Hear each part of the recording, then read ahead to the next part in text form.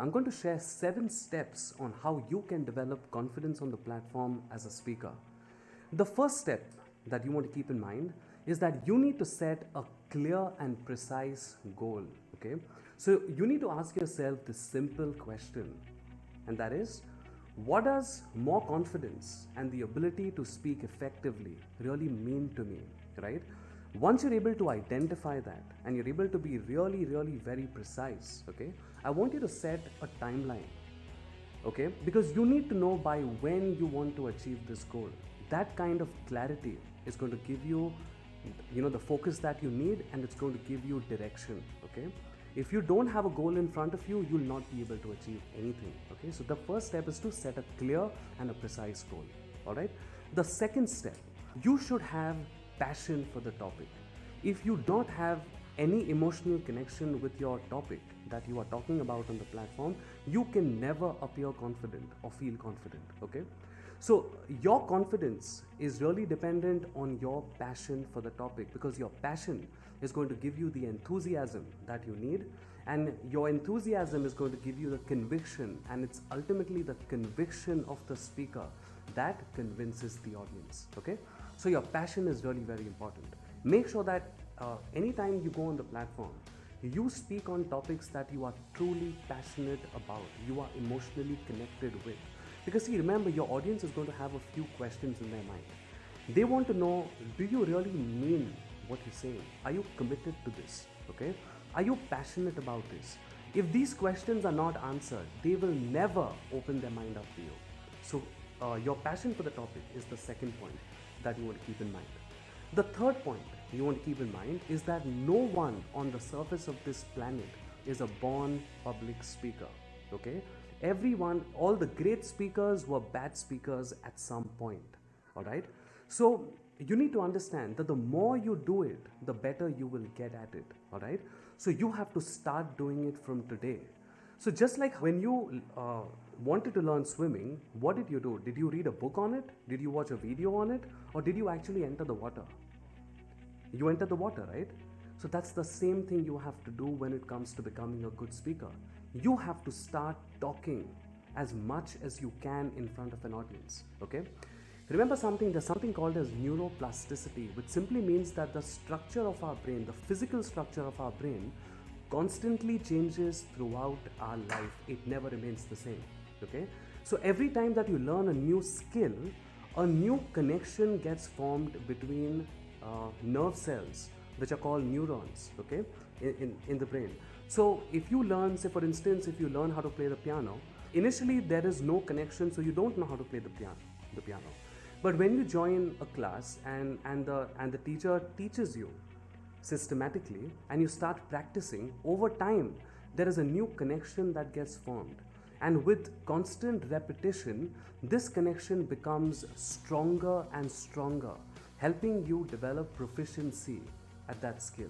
Okay? Public speaking works exactly the same way. The more you do it, the better you get at it, okay, over time. So repetition is the mother of skill. All right? That's the third point. The fourth point that you want to keep in mind is that you should know your content inside out. You should internalize your content to a point that you could even do it in your sleep. Okay? Now see, what happens is that when you go up on the platform, okay, you could feel a little anxious, a little fear. That's absolutely normal. Okay, the best of speakers in the world also feel a little fear and anxiety when they go up on the platform. All right, but because they are so accustomed to doing it, they're so used to doing it, they do it so often that they're able to manage their nerves in no time. All right, now when you go on the platform, it's quite normal for you to get the thoughts of fear and anxiety. They're always going to be in the vicinity. But if you latch on to those thoughts, okay, then your fear is going to overpower. How do you distract yourself from these thoughts of fear and anxiety? The only way to do it is to be absorbed by your subject. Fill your mind with your content, all right? So that before your talk, your content is at the forefront of your mind. So that way, it will not completely eliminate the thoughts of fear and anxiety, but at least those thoughts will move to the periphery. okay? They will not be your center of focus. And that's the way you can distract yourself from thoughts of fear and anxiety, okay? So that is the fourth point that you want to keep in mind. Just be absorbed by your subject. Know your content inside out, internalize it, all right? The fifth point is preparation. Your preparation is going to play a very big role in you being able to deliver a talk confidently on the platform, all right? Why I'm saying this is so important? Because it's going to give you the fluency that you need. Now, when I'm saying fluency, I'm not really referring to being fluent in English, okay? Most of you might be fluent in English, but when you go up on the platform, no matter how knowledgeable you are, okay, if you've not practiced your talk, you will not be able to deliver it without fumbling, without the mind going blank, without using too many fillers, right? But if you can do that, that's the kind of fluency that comes only as a result of perfect preparation, okay? Even companies like Apple, when they launch a new product, that 20-minute product launch, that they make it look so simple, but there's so much preparation that has gone behind it. Hundreds of hours of preparation that has gone behind it to make it look so seamless, okay? So when a speaker appears so natural and authentic on the platform, it is not that they are speaking spur of the moment, okay? They're not doing that. They have prepared for it. They have rehearsed the talk over and over and over again, which is making it look so natural and authentic, okay? So that's the fifth point, perfect preparation. The sixth point is that no matter how you feel on the platform, no matter how nervous you are, whatever it is, you must act confident, okay?